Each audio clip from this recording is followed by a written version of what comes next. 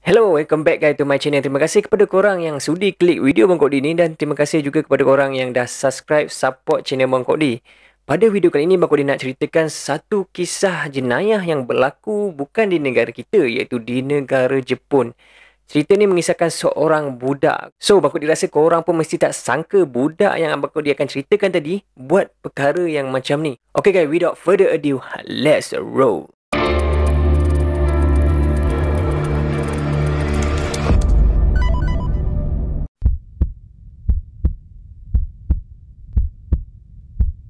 Cerita dia macam ni guys, seorang budak perempuan Jepun yang dipanggil dalam dokumen mahkamah sebagai Girl A, yang ketika tu umur dia 11 tahun. Kalau Malaysia ni, kita ni darjah 5 lah masa tu, 11 tahun.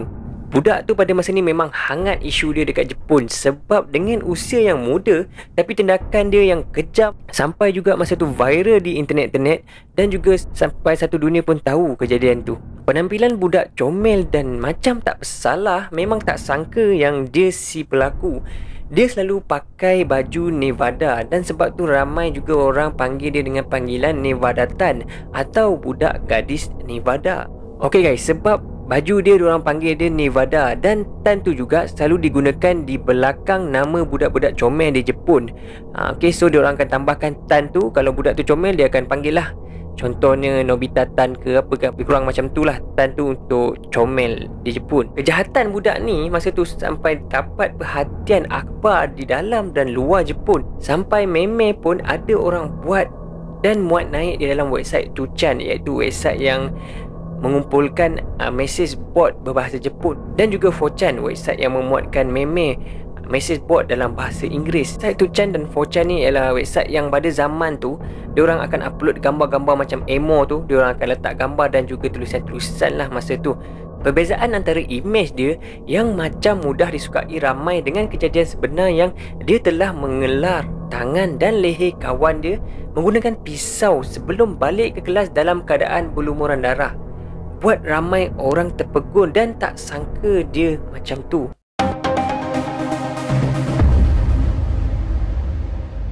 Pada 1 Jun 2004, di sebuah bandar kecil bernama Sasebo di Prefektur Nagasaki, sebuah kelas kanak-kanak di sekolah dasar Ukubo tengah menyediakan makan tengah hari. Di Jepun, kalau makan tengah hari biasanya dihidangkan dalam kelas. Pelajar sendiri akan ambil dan makan di tempat masing-masing lah.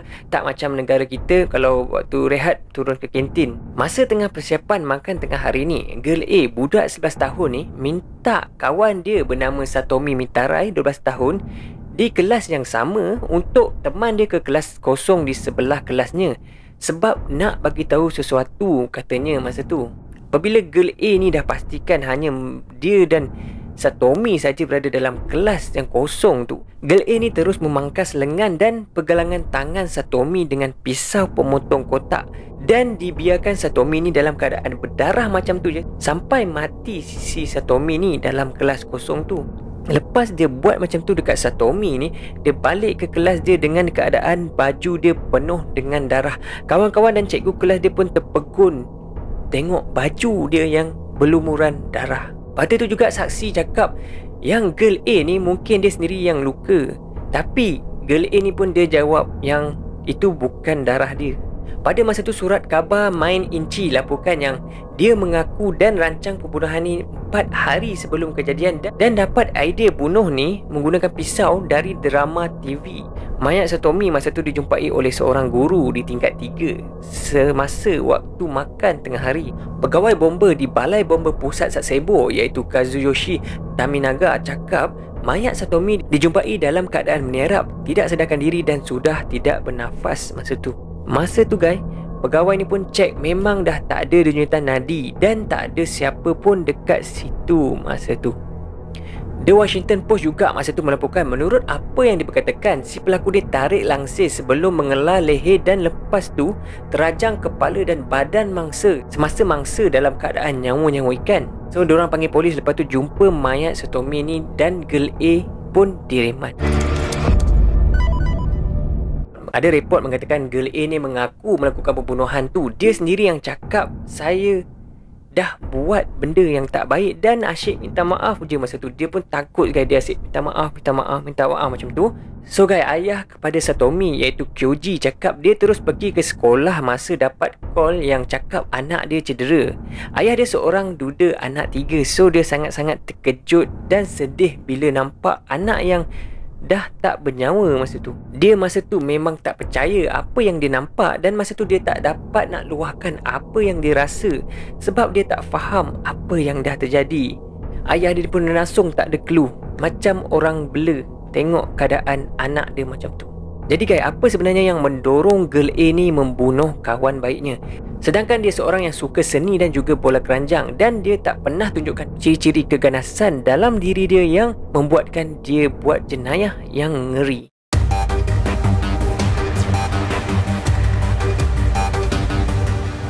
Si mangsa, si Tomi Mintarai adalah anak bongsu daripada Kyoji Mintarai iaitu ketua Bairo Sasebo dari akhbar Main Inchi Shibun.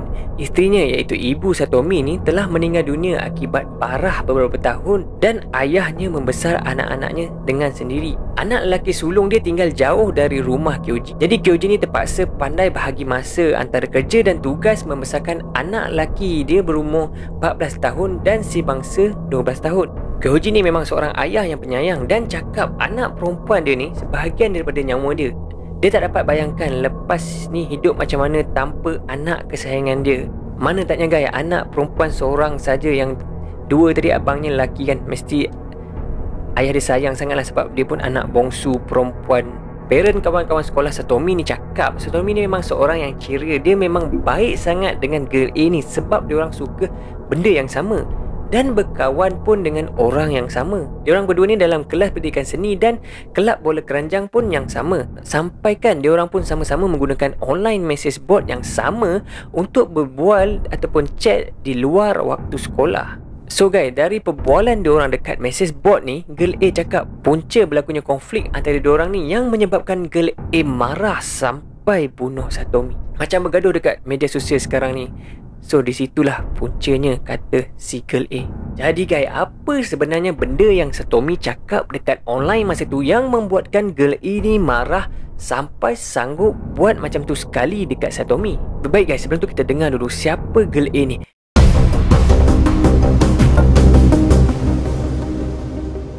Girl A ni classmate Satomi dekat sekolah rendah Akubo. Diorang ni dalam grade yang sama, cuma girl A ni muda sikit dari Satomi. Jepun diorang tak gunakan darjah macam kita 1, 2, 3, darjah 1, 2, 3. Diorang menggunakan grade sebab tu umur berbeza walaupun satu grade. Dua-dua diorang ni berkawan macam biasa dalam sekolah dan luar sekolah. Parent dua-dua pun dengan cikgu-cikgu sekolah semua mengakui yang dua-duanya kawan rapat dan tak pernah buat sebarang masalah dekat sekolah. Pengetua sekolah masa tu yang bernama Masashi Watanabe, yang pada masa tu soal siasat girl A ni lepas dia membunuh. Pengetua ni cakap girl A ni tak nampak macam budak bermasalah masa tu sebab tak ada tanda-tanda pun yang cikgu-cikgu dan ibu bapa boleh tahu yang dia buat benda tu. So sifat dia macam biasa, macam anak-anak kita je kalau kita tengok kelakuan dia masa tu. Tapi ada pegawai di sekolah dia cakap yang girl A ni ada tekanan di bawah ibu bapa dia, yang di mana ibu bapa dia suruh dapatkan markah tinggi dan keluar daripada tim bola keranjang dan untuk fokuskan lebih kepada belajar. Okay guys, kebanyakan budak-budak Jepun bukan saja busy dengan sekolah diorang. Diorang ni juga ada extra kelas tuition dan juga aktiviti kurikulum yang lain yang diorang perlu libatkan diri untuk lulus dalam exam kemasukan ke sekolah menengah yang akan pastikan masa depan diorang cerah. Disebabkan dengan tekanan yang dia hadapi tu, girl A ni mengaku yang dia telah membunuh Satomi sebab komen negatif yang Satomi buat di online message board tu, yang mana Satomi mengejek dia tentang berat badan dia dan memanggil dia dengan panggilan gudi-gudi. Alright guys, dia lebih kepada body shaming lah lebih kurang. Dan gudi-gudi ni pula macam kononnya kau ni acah-acah baik, kata Satomi kepada girl A yang membuatkan dia tak puas hati. Girl A ni pun bagi tahu polis yang Satomi ni mengejek rupa paras dia dekat dalam internet beberapa hari sebelum kejadian. Sebab tu dia tak suka dan dia panggil Satomi ni ke kelas kosong di sebelah. Setibanya Satomi masa tu baru nak duduk dan dia terus kelar leher Satomi ni. Alright guys, lepas dah soal siasat dengan latar belakang Girl A ni, pakar psikologi polis cakap yang Girl A ni memang pernah ada sejarah aksiden baran sebelum-sebelum ni, macam menumbuk dan tendang kawan sekelas dia yang lain. Ada juga isu yang berkait dengan pisau sebulan sebelum kejadian. Ramai kawan-kawan sekelas dia cakap yang Girl A ni memang peminat fanatik Battle Royale, iaitu manga Jepun yang agak detail cerita yang mengerikan tentang kelas sekolah menengah yang terpaksa untuk bunuh sesama sendiri untuk selamatkan diri masing-masing. Manga ni pun dijadikan movie dan rilis pada Disember tahun 2000. Girl A ni juga guys menunjukkan dia juga minat dengan cerita-cerita jenis keganasan yang menakutkan di internet, yang mencetuskan perdebatan mengenai pendedahan budak-budak dengan internet, komputer dan telefon bimbit masa tu.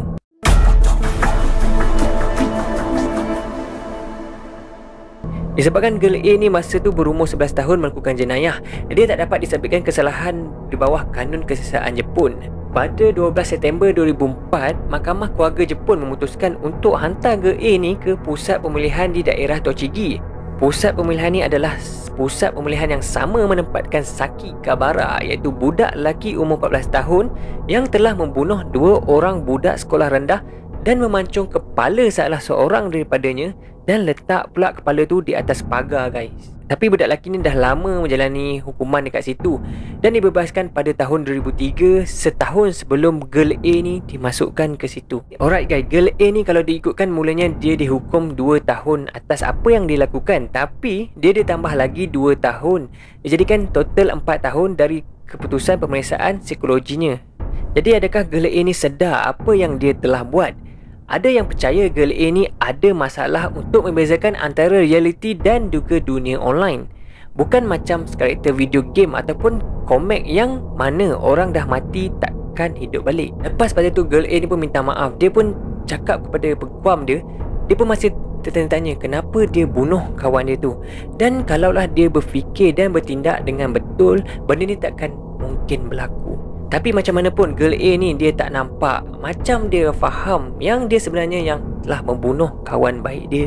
Sebab dia asyik cakap dekat mahkamah yang dia nak minta maaf dekat kawan dia atas apa yang dia lakukan.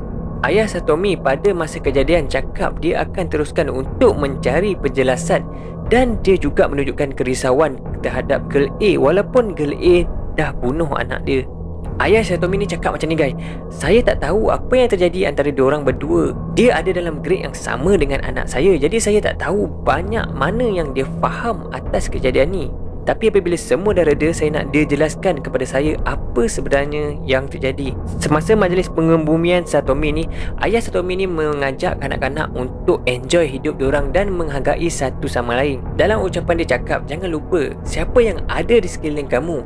Ada orang yang paling sayang kamu dan jangan lupa juga ada orang yang akan rasa sangat sedih jika korang dah tak ada.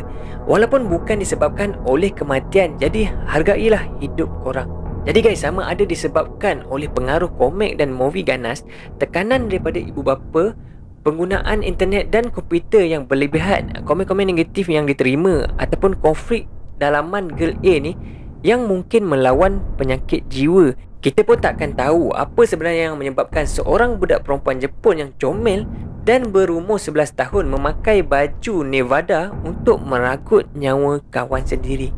Apa yang kita tahu, kejadian seram dan berdarah ini telah dilakukan oleh penjenayah cilik di Jepun dan bukan sahaja mengejutkan Jepun, bahkan seluruh dunia pada masa tu.